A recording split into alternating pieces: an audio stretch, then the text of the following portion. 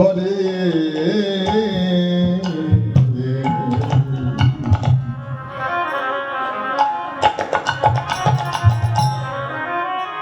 হরে কৃষ্ণ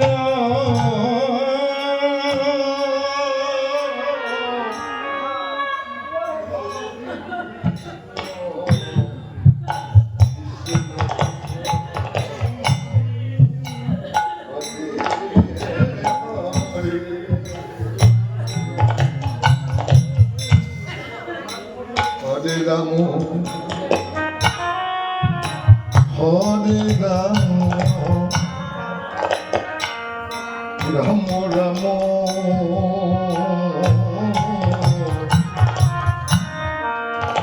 হরে হরে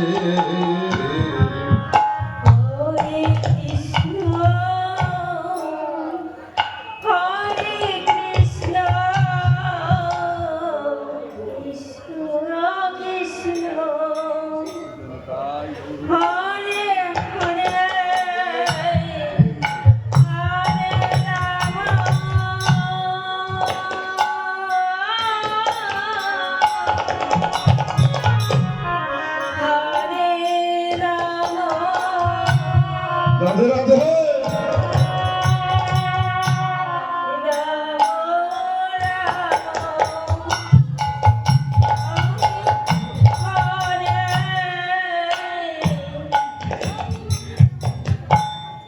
হরে কৃষ্ণ হরে কৃষ্ণ কৃষ্ণ কৃষ্ণ হরে হরে হরে রাম হরি বল গৌরী তুমি ভক্তদের রক্ষা করো ঠাকুর তুমি ছাড়া কেউ নাই পৃথিবীতে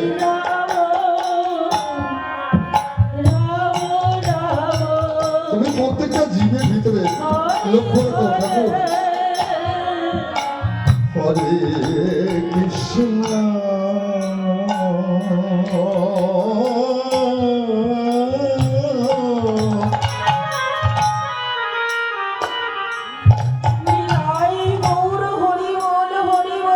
হরে কৃষ্ণ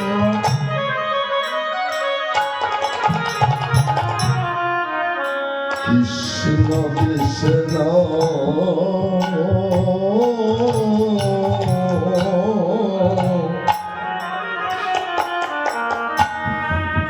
হরে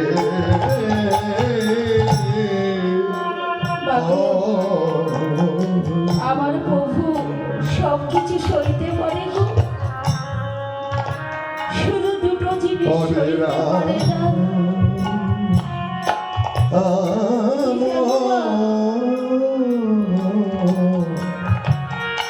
কারো হৃদয়ে মাঝে যদি অহংকার জন্মাই, সেটা আমার প্রভু সইতে পারে না গো। আর কোন ভক্ত যদি নয়ন জল বরিশন করে একবার হামুর বলে ডাকে, হরে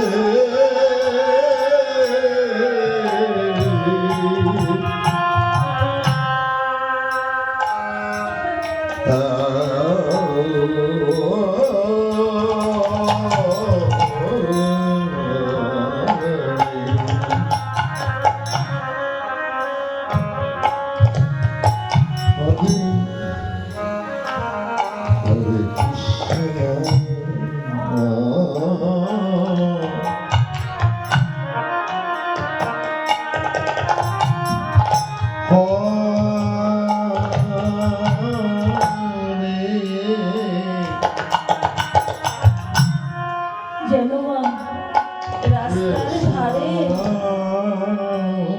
একটা ফুল গাছ হয়েছে গো,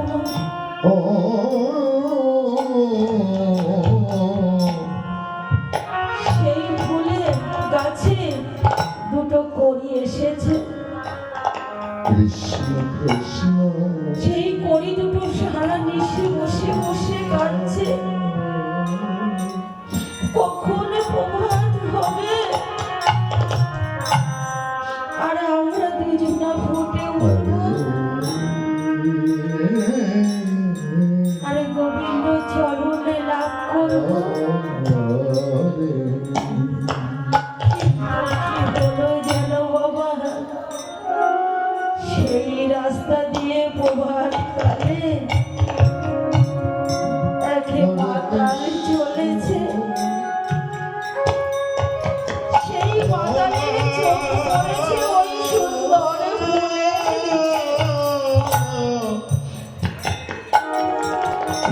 সেই গাছ থেকে একটি সুন্দর ফুল তুলে নিয়ে এসেছে।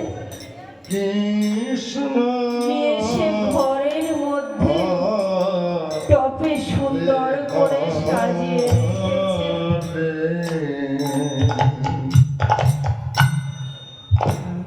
অপর ফুলটি ওই গাছে বসে বসে কাঁদছে। প্রভু গো, বড় আশা করে ফুটেছিলাম, তোমার চরণে পাবো বলে আমার কি এজন্যে তোমার চরণে পাওয়া হলো না।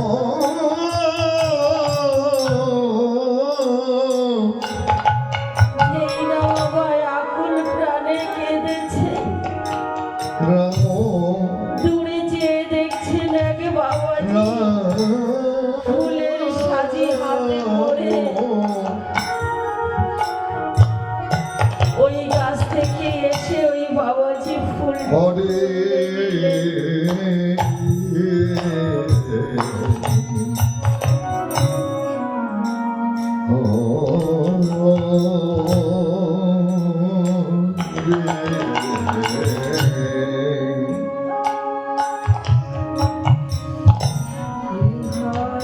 হরে কৃষ্ণ তুলে নিয়ে এসে কি বললেন গো বাবা, মন্দিরের বারান্দায় রেখে বাবাজি আমার স্নানে গেছে। মন্দিরের বারান্দায় বসে বসে ভাবছে কৃষ্ণ আমরা একসঙ্গে দুটো ফুল ফুটে উঠলাম। ওর কি ভাগ্য খারাপ, ও চলে গেল মাতালের ঘরে। আর আমার কত ভাগ্য ভালো, আমি এসে পড়লাম ঠাকুরের ঘরে। হরে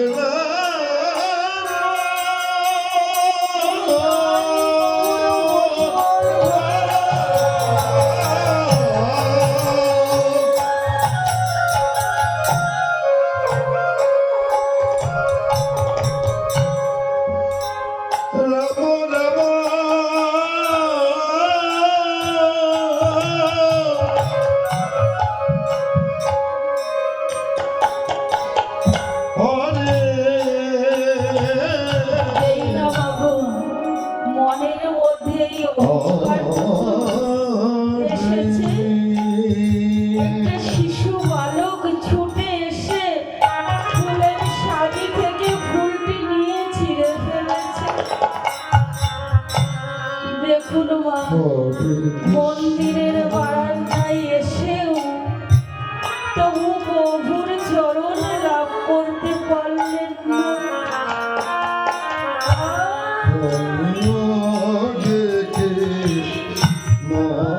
আরে মাতালের ঘরে যে ফুলটি শোভা করে বসে আছে,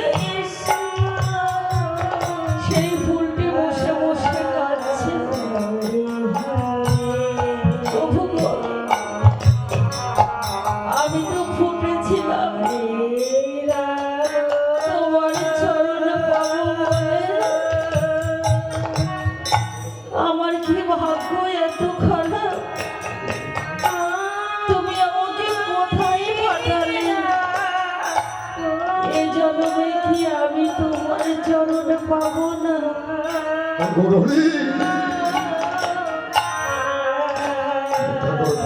যেই নাই আকুলে কাঁদে কেঁদেছে গো মা, ভক্তের ডাকে ভগবান কি আর দূরে থাকতে পারে।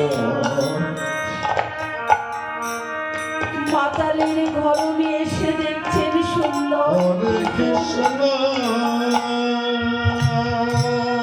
এত সুন্দর ফুল, আমি ঘর সাজিয়ে রাখবো, তার থেকে আমি গোপালের চরণে দিই। আজ আমার গোপালের চরণটা আলো হয়ে যাবে। তাড়াতাড়ি যত্ন করে নিয়ে ফুলটি আমার গোপালের চরণে দিলেন।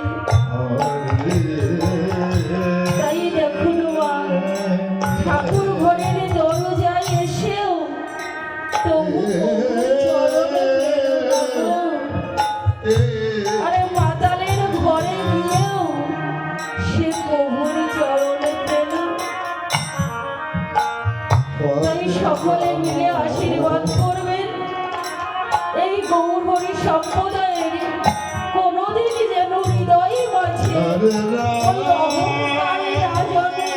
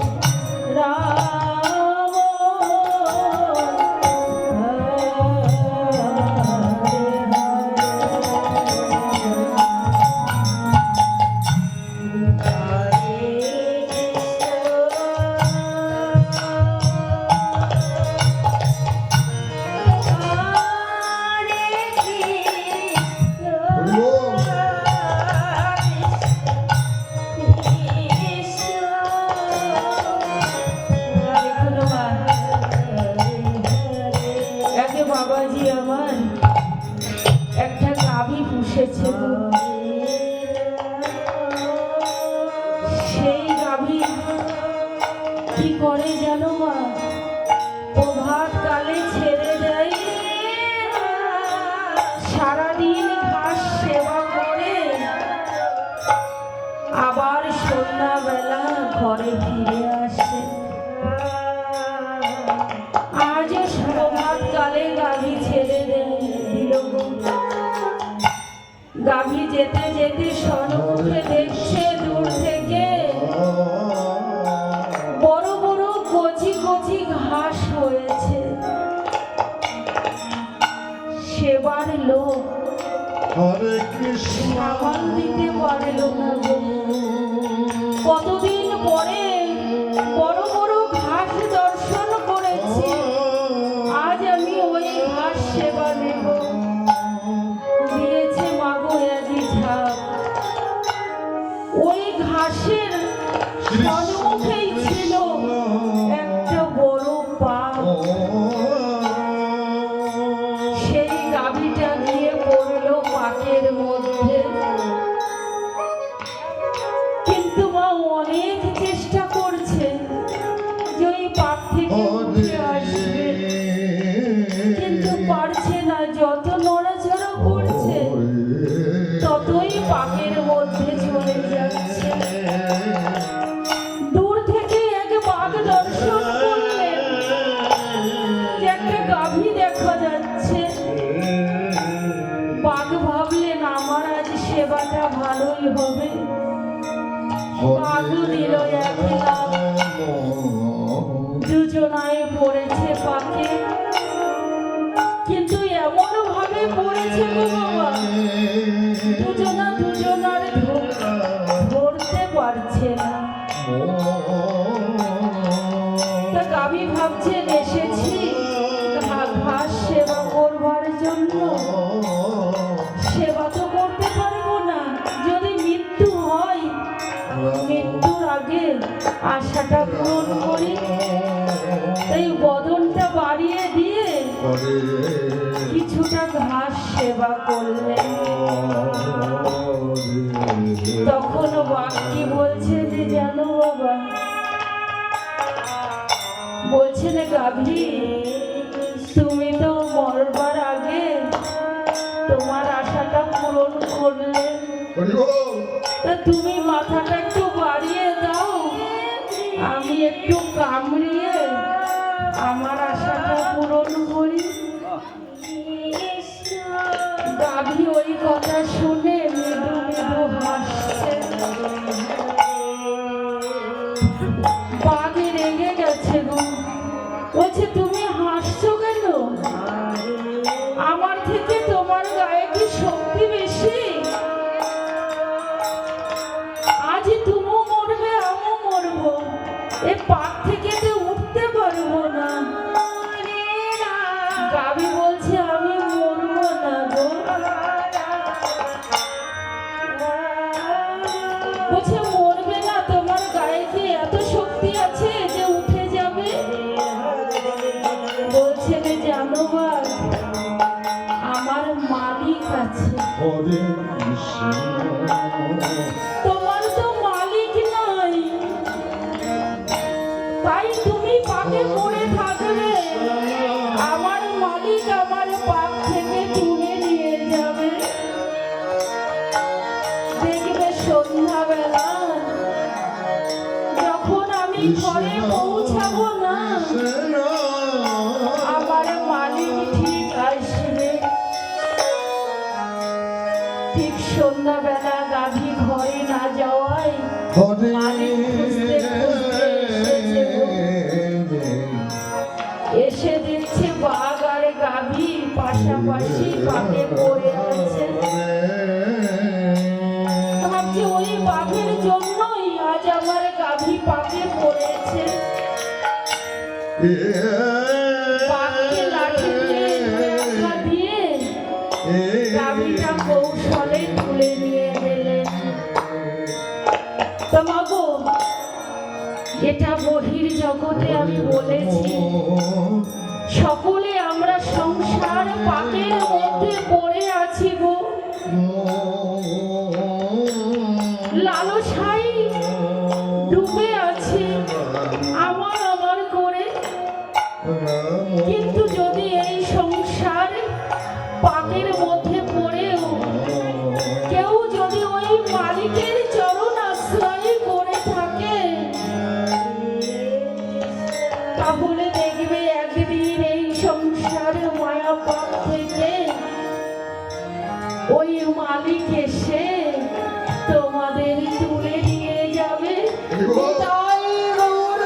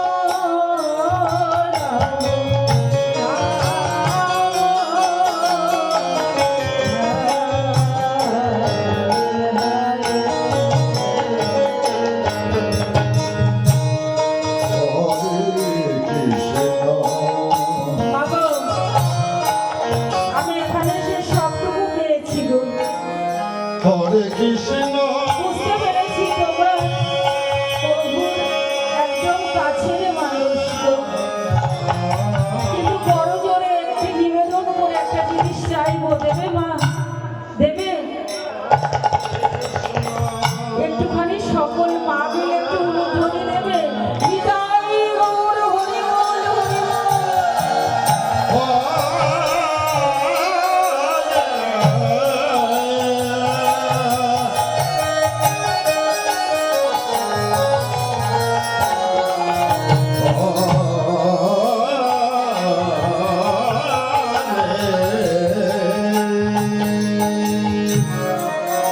ও মা, উলুধ্বনি দিলে, দুটি বাহু তুললে আমার কোনো এতে লাভ নেই গো।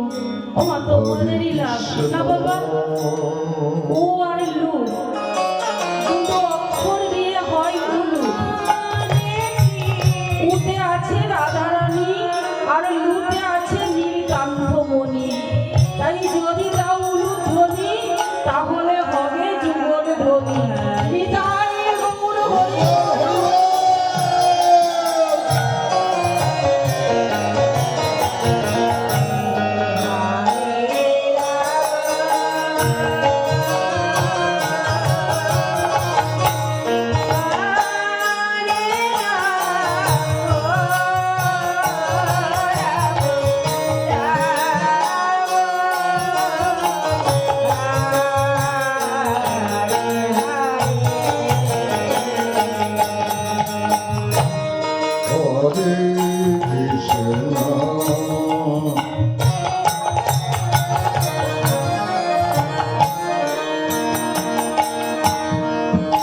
হরে কৃষ্ণ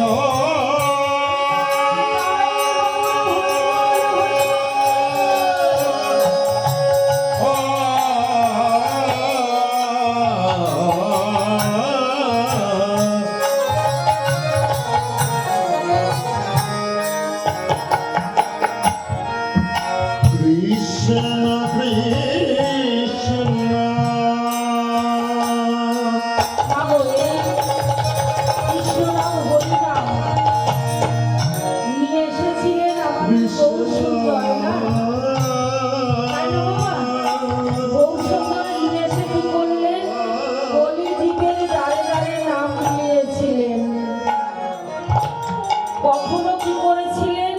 দুটি বাহু তুলে নৃত্য করতে করতে কৃষ্ণ নাম করেছিলেন।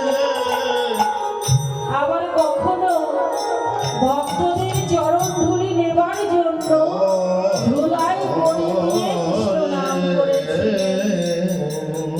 তো অনেকক্ষণ ধরে মাদের কাঁদিয়েছি, তো ভাববে কি আমাকে খারাপ বলবে মারা? হরে বলবে ওই মা এসেছে, এসে পর্যন্ত কাঁদিয়েই যাচ্ছে।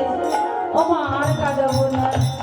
এবারে দুটি বাহু তুলে সকলে একসঙ্গে আমরা গৌর সুন্দরের মতো নৃত্য করে কৃষ্ণ নাম করবো। নিতাই গৌর হরি বল, হরি বল।